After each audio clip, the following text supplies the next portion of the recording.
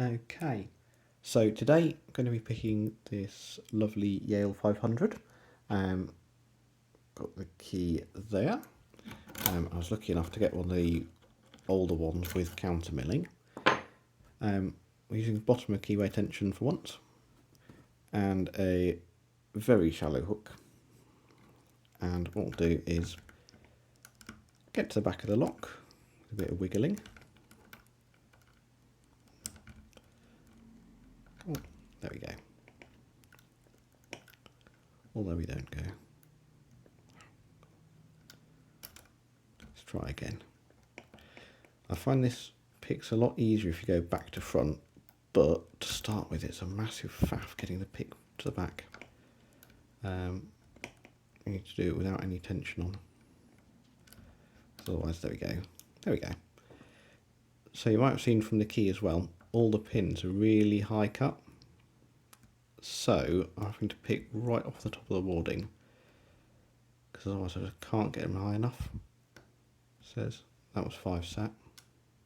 Well, I got a click out of 5 anyway. 4, click there. 3, click.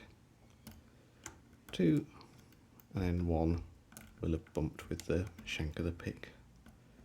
Might be set, might not. So back to the back. 5, click. Nothing on 4. 3, got a click there. 2, click. Nothing on 1 again.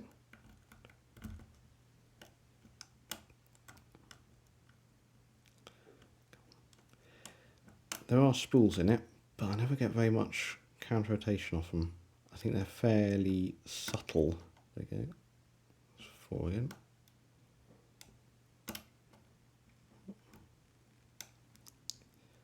The problem with the counter milling as well is you'll get to a point where nothing seems to be happening.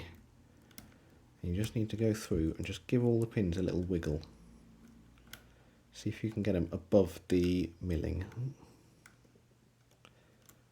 Alright, carry on getting around the warding as well.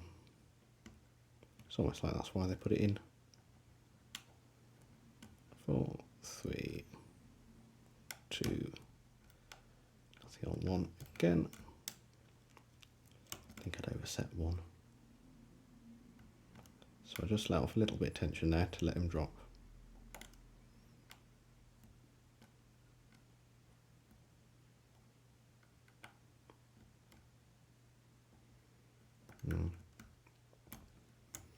Nothing on any pins, so we'll go through and give them all a bit of a jiggle. 5, 4, 3, 2, 1. No. We lost 1? No, there he is.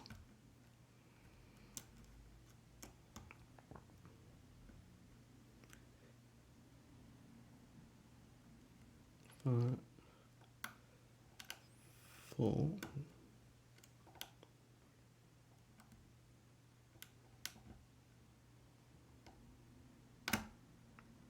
Okay, we've got a little bit of counter rotation now actually. On 2.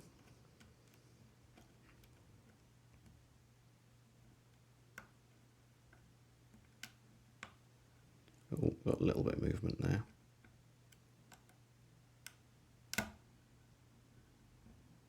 So that was 3, and again, a little bit counter rotation, teeny. You don't get much rotation off these spools. All the way back again.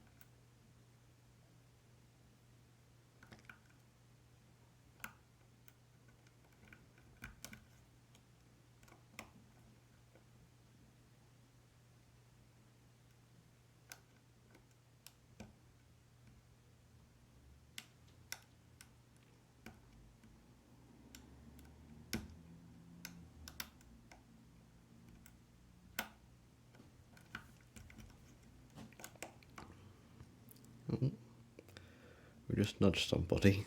So as I moved to pick up there, I got a little bit of rotation. I think we're in a false set on someone.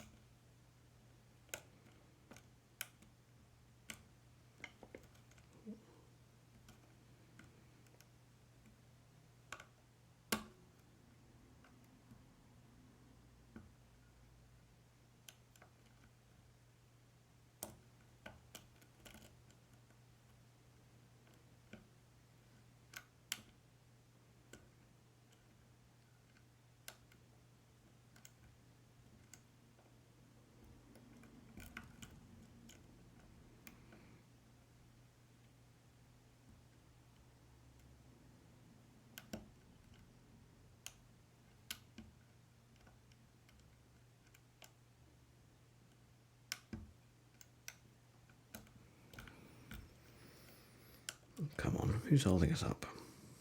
Got a little bit of movement there again. 5's doing nothing. 4 is doing nothing.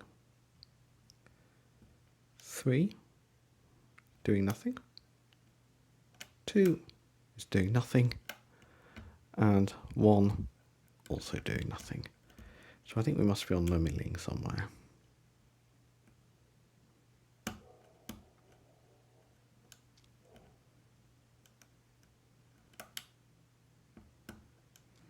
It's quite a crunchy lock as well. See, I was given a bit of a heads up about this. The Yale 500 was a bit crunchy.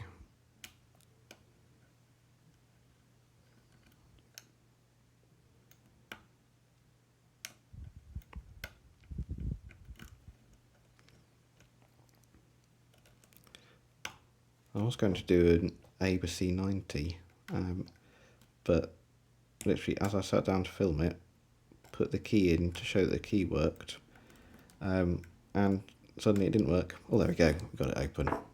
So one of our pins at the back was stuck on the milling, and just took a little bit of work to jiggle it free.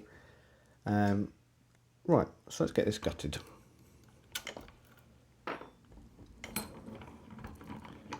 So, get it out the vise, bring our gutting gear over. Just quickly get that centered and zoom in a little bit. Helps with bringing trays the right way up. Cool.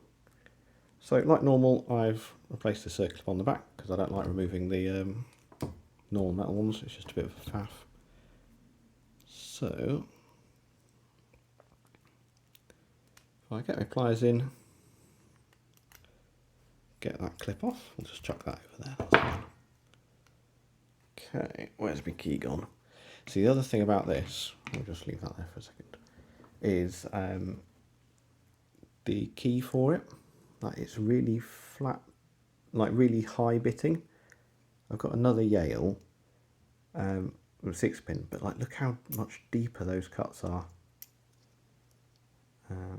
Because this one, the one that isn't 500, I tend to pick that off the bottom of the keyway using a really deep hook through the holes in the warding, but it just doesn't work with this one. Right, let's get it gutted. Just got the key in, got the follower in. Okay, so let's get the key pins out first. 4, 1. We've got the steel anti-drill pin in 1 as well.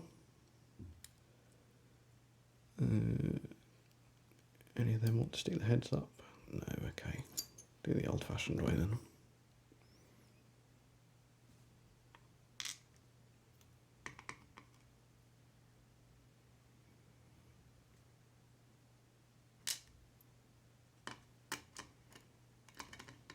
Right, please. Okay, and you can see as well, if it wants to focus, there you go. Oops, if I'm not, try not to knock the stand. You've got the milling there, so you've got that little ledge just there. So that's what the pins were getting stuck up on. It's very annoying. Let's try that there, and then we'll get the driver pins and the springs out. And you're lucky, because I'm not going to force you to sit through watching me get the springs back in. It says pin 1. So again, it's a steel anti-drill pin, whereas the others are all just normal brass ones. Pin 1's standard as well. Okay, it says pin 2. I'll show them closer later, but that's a little spool. Again, not massively... come on, spring. Not massively deep spools. You don't get a very deep falset off them. Let's persuade that spring to come out. Pin 3 is another spool. If it wants to come out, there we go. A little spool, and we'll see if we can get a spring out as well.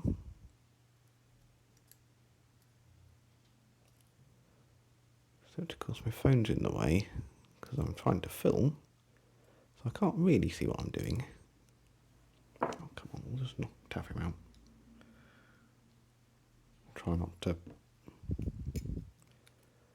dislodge the follower so I get extras. There we go, got him.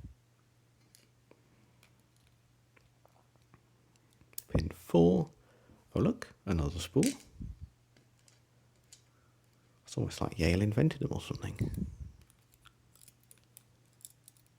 Come on, spring. There we go. Oops. Come back. There we go. There's a spring from pin 4. And then, last but not least, pin 5. Oh look, another spool. Let's get spring.